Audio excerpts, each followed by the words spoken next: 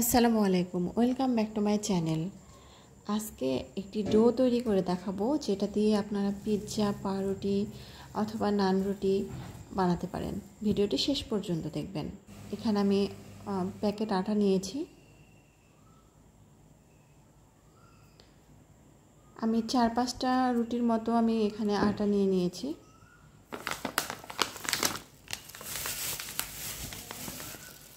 এখন আমি গুঁড়া দুধ দিয়ে দিব 3 থেকে 4 চামচের মতো। গুঁড়া দুধ দিলে একটু টেস্টটা ভালো আসে, এই কারণে আমি গুঁড়া দুধ ইউজ করেছি। এখন আমি ইস্ট দিয়ে দেব।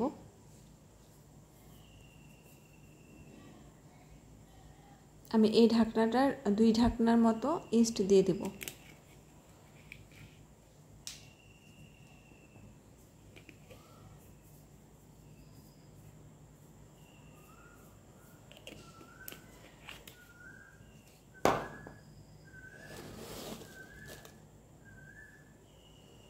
এরপর আমি স্বাদমতো চিনি দিয়ে দিলাম।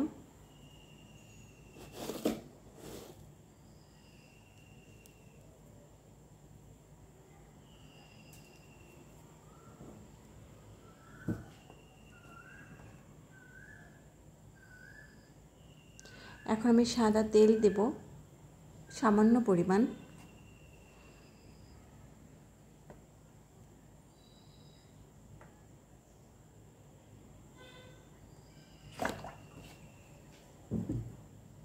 আমি স্বাদমতো লবণ দিয়ে দেব।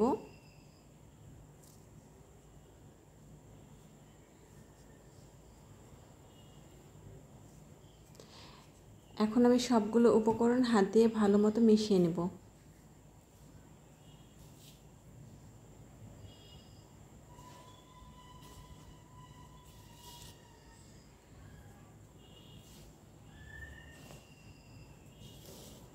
আমি পানি না দিয়ে আগে ভালো মতো হাত দিয়ে মিশিয়ে নেব। মেশানোর শেষে হালকা কুসুম গরম পানি দিয়ে আমি ডোটা তৈরি করে নেব। আমি অল্প অল্প করে পানি অ্যাড করব।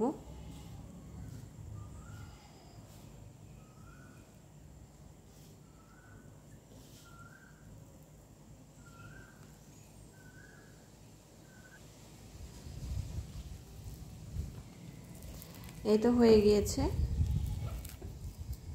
এই যে এইরকমভাবে আটাটা মাখতে হবে, বেশি শক্ত রাখা যাবে না।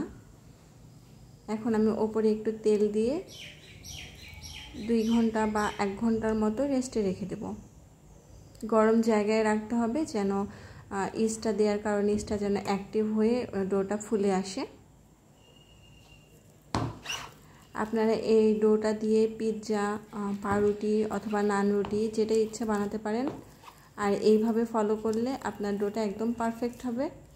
Thanks for watching. ভালো থাকবেন সবাই। আল্লাহ হাফেজ।